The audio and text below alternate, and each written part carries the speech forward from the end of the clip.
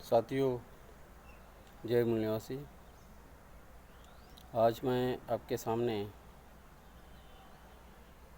ब्राह्मण विदेशी होने के साथ साथ विदेशी का उनके अंदर आज विदेशी होने का उनके अंदर डर क्यों है, इस बारे में यहाँ पर अपनी बात रखना चाहूँगा।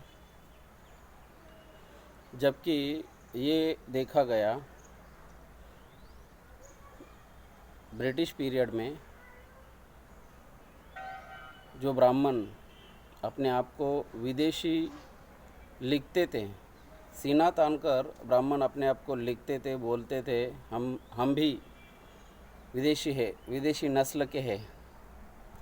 तो क्या कारण हुआ? आज वो डीएनए के रिसर्च के बाद वो उनके अंदर डर क्यों है, ये बात मैं यहाँ पर बताना चाहूँगा। For example, Volga to Ganga, Kedarnath Pandey का जो बुक है, उन्होंने उसमें लिखा है we Brahmin we are not Indian. हम लोग विदेशी है, हम ब्राह्मण, हम विदेशी है, उन्होंने उसमें मेंशन किया है। आर्टिक होम इन द वेदा, ये बाल गंगाधर तिलक का बुक है।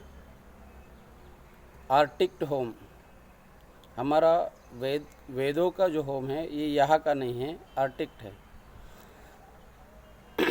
आर्टिक होम इन द वेदा, बाल गंगाधर तिलक जो ब्राह्मणों के सबसे बड़े लीडर हैं उस वक्त के, वो अपने आप को लिखते हैं हम विदेशी है, हम विदेशी नस्ल के हैं। डिस्कवरी ऑफ इंडिया, ये बुक पंडित जवाहरलाल नेहरू का है। उसमें लेटर टू इंदिरा ये चैप्टर है। उसमें पंडित जवाहरलाल नेहरू लिखते हैं कि we don't have land, we Brahmin, we are foreigner, हम विदेशी है, ऐसा वो लिखते हैं। बंच ऑफ थॉट, ये जो बुक है बंच ऑफ थॉट, ये bunch of thought doctor Hedgewar के स्पीच है। डॉक्टर हेडगेवार के स्पीच को कलेक्ट किया माधव गोड़वलकर ने, जो सेकंड सरसंचालक है। सेकंड सरसंचालक माधव गोड़वलकर, उनके जो डॉक्टर हेडगेवार के जो स्पीच है, वो स्पीच को उन्होंने, कलेक्शन ऑफ स्पीच को बंच ऑफ थॉट कहा।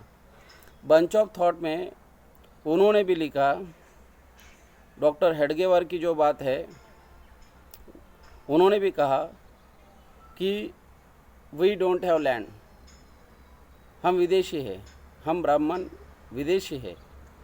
तो आज के तारीख में हम ये देख रहे हैं कि डीएनए का रिसर्च आने के बाद ऐसा क्या हुआ कि ब्राह्मण अपने आप को विदेशी मानने से इनकार क्यों कर रहे हैं।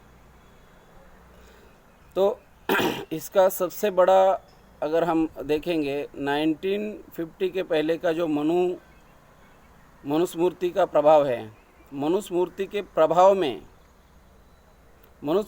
प्रभाव के वजह से ये सारा उनके अंदर का डेवलपमेंट है। और 1950 के बाद कॉन्स्टिट्यूशन का प्रभाव है। उसमें मैं यहाँ पर एक बात के और आपका ध्यान आकर्षित करना चाहूँगा। वो बात ये है कि जैसे वो लोग, ब्राह्मण लोग, अपने आप को भूदेवता मानते थे।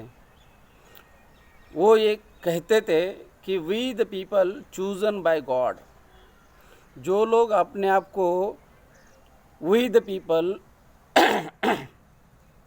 पीपल चूजन बाय गॉड, हम भगवान से चुने हुए लोग हैं, ईश्वर से चुने हुए लोग हैं।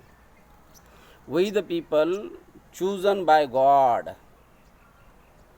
अभी 1950 में 26 जनवरी 1950 में जो कॉन्स्टिट्यूशन इंडिया में लागू होता है, कॉन्स्टिट्यूशन का preamble of the constitution, first line क्या है? फर्स्ट लाइन है we the people of India, first line है। ये लाइन इंडिया में फर्स्ट टाइम इंट्रोड्यूस हुई 26 जनवरी 1950 को, we the people of India. इसके पहले ब्राह्मण अपने आप को क्या मानता था? We the people chosen by God.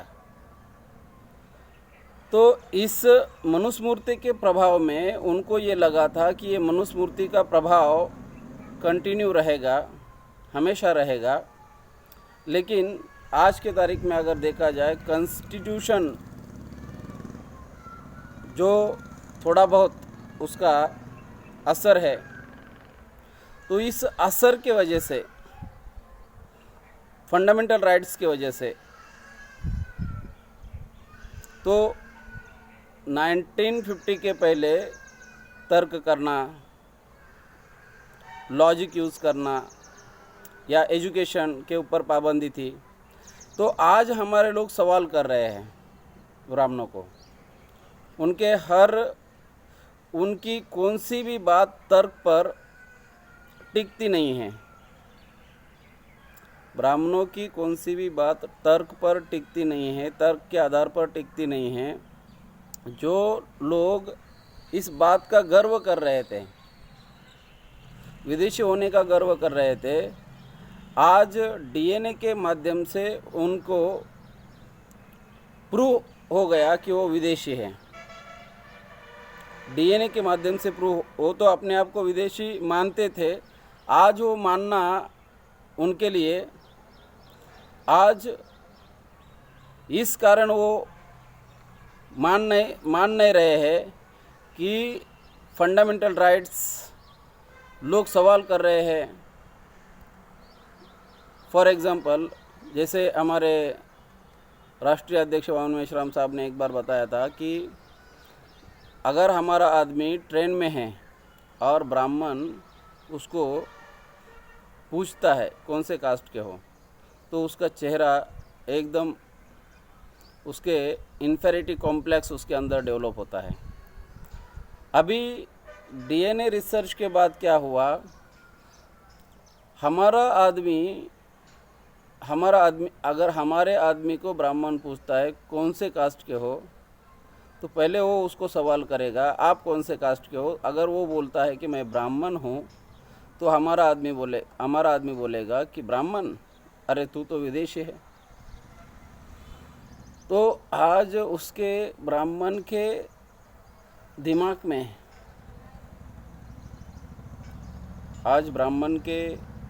में ये जो विदेशीपन है, वो उस विदेशीपन का डर जाहिर होता है, दिखाई देता है। विदेशीपन का डर उसके पहले ये दिखाई नहीं देता था, वो सीना तान के बोलता था। तो ये सबसे बड़ा अचीवमेंट हमारा है, हमारे आंदोलन का है। तो आज के इस रेफरेंस में मैं यहाँ पर इतनी सी ही बात रखना चाहूँगा। धन्यवाद। जय मूल निवासी।